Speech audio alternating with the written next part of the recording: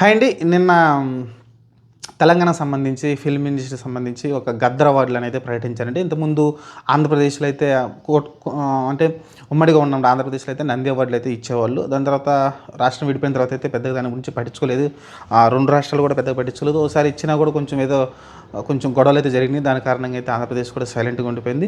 సరే, ప్రస్తుతానికైతే ఈ గద్దర్ అవార్డులు అయితే ప్రకటించారు. యాక్చువల్గా గద్దర్ పేరు అనేది చాలామందికి ఇష్టం లేకుండా వేరే సినీ యాక్టర్ పేరు పెట్టుంటే బాగుండేది కదా. గద్దర్కి ఏదైనా ఒక అవార్డు, ఏదైనా లైఫ్ టైం అచీవ్మెంట్ అలాంటి ఉంటాయి కదా, అలాంటి అవార్డులు ఇస్తే బాగుంటుంది. కానీ పూర్తిగా ఇలా పెట్టడం అయితే చాలామందికి నచ్చలేదు. సరే, 1 ఇయర్ తర్వాత అయితే ఓవరాల్గా జయసుధ గారి ఆధ్వర్యంలో, అలానే దిల్ రాజు గారు మెయిన్ లీడ్లో ఈ అవార్డు అయితే ప్రకటించారు. దీనిలో మనకు తెలిసి అల్లు అర్జున్ ఉత్తమ నటుగా అయితే వచ్చిందండి. యాక్చువల్గా మనకు తెలిసిందే పుష్ప 2 అప్పుడు రిలీజ్ అప్పుడు ఒక ఇన్సిడెంట్ జరిగింది. ఆ ఇన్సిడెంట్ వల్ల చనిపోవడం చూసాం.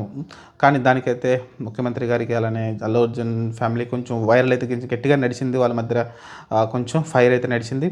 కానీ ఇప్పుడైతే ప్రస్తుతానికైతే ఉత్తమ నటుడు ఇవ్వడంతో అయితే కొంచెం అది సర్దుమణిగింది అనుకోవచ్చు. చూద్దాం మరి ఏం జరగవద్దు. ప్రస్తుతానికైతే ఆ తర్వాత ఉత్తమ సినిమాగా అయితే కల్కికి అయితే ఇచ్చారు. ఉత్తమ నటికి అయితే నివేద్ థామస్ ఇచ్చారు. ఆమె 35 అని ఒక సినిమా యాక్చువల్గా ఆహాలో రిలీజ్ అయింది అనుకుంటాను. థియేటర్లో రిలీజ్ కాలేదు ఈ సినిమా అనుకుంటా. ఆ సినిమాకైతే ఆమె నటిగా అయితే వచ్చింది. ఆమెకైతే ప్రస్తుతానికి ఇంకా సినిమాలు చూసుకుంటే మొత్తం చిత్రంగా కల్కి, తర్వాత ప్రభాస్ సినిమా, ఆ తర్వాత చూసుకుంటే ఉత్తమ దర్శకుడు వచ్చేసి నాగశ్విన్కి అయితే అతనికైతే ఇవ్వడం చూసాం. ఆ తర్వాత మీరు చూసుకుంటే ఎవరైతే ఈ 3 సినిమాలు ఉత్తమ సినిమాలు మూడు ఇచ్చారు. ఆ 3 వచ్చేసి కల్కి, అలానే పొట్టేల్ అనే సినిమా, అజయ్ అనుకుంటా హీరో. ఆ తర్వాత చూసుకుంటే మీకు ఇంకోటి వచ్చేసి లక్కీ భాస్కర్కి ఇచ్చారు. లక్కీ భాస్కర్ కలిసి ఉత్తమ సినిమా కూడా ఇవ్వచ్చు. దానికి అంత పొటెన్షియల్ ఉన్న సినిమా అయితే అది చాలా స్ట్రాంగ్ సినిమా, దాన్ని కూడా ఇవ్వచ్చు. కానీ కల్కి మంచి విజయం సాధించింది కదా. నాగశ్విన్ చాలా మంచిగా దాన్ని అయితే తెరకెక్కించడం చూసాం మనమైతే. ఓవరాల్గా అయితే చూడాలి. ప్రస్తుతానికైతే పారదర్శకంగా ఇచ్చినట్టయితే వాళ్ళు చెప్పుకుంటున్నారు. మరి ఏం జరగబోదు చూడాలి. అలానే కామెడియన్స్ చూసుకుంటే మీకు సత్య కావచ్చు, వెన్నెల కిషోర్ కావచ్చు, వీళ్ళకైతే ఉత్తమ కామెడియన్స్గా అయితే అవార్డులు రావడం చూసాం. ఇంకా చాలా ఉన్నాయి. అలానే మీరు చూసుకుంటే ఇంకా దీనిలో ఏవైతే మంచిగా ఆడాయో ఆ 2 సినిమాలకి అయితే వచ్చింది.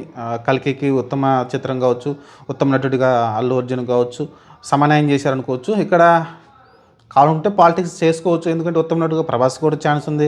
లేకుంటే లక్కీ భాస్కర్లో మన దుల్కర్ సల్మాన్ కూడా ఇవ్వచ్చు కూడా. ఎందుకంటే అతని యాక్టింగ్ కానీ ఆ పర్ఫార్మెన్స్ కానీ ఎక్స్ట్రాడినరీగా ఉంటుంది, ఇవ్వచ్చు. కానీ అలాంటి ఛాన్స్ తీసుకోలేదు.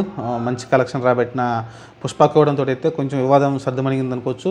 చూద్దాం మరి ఏం జరగవద్దు. మరి ఈ అవార్డులు అయితే మీకైతే ఇస్తారు. మరి హైటెక్ సీట్లు ఏదో వేదిక పేరు కూడా చెప్పారు వాళ్ళు. మరి చూద్దాం మరి ఏం జరగవద్దు. ఇంకా ప్రీవియస్ జరిగిన సంవత్సరాలు కూడా ఇస్తారంట. మరి ఎప్పుడు ఇస్తారో చూద్దాం మరి.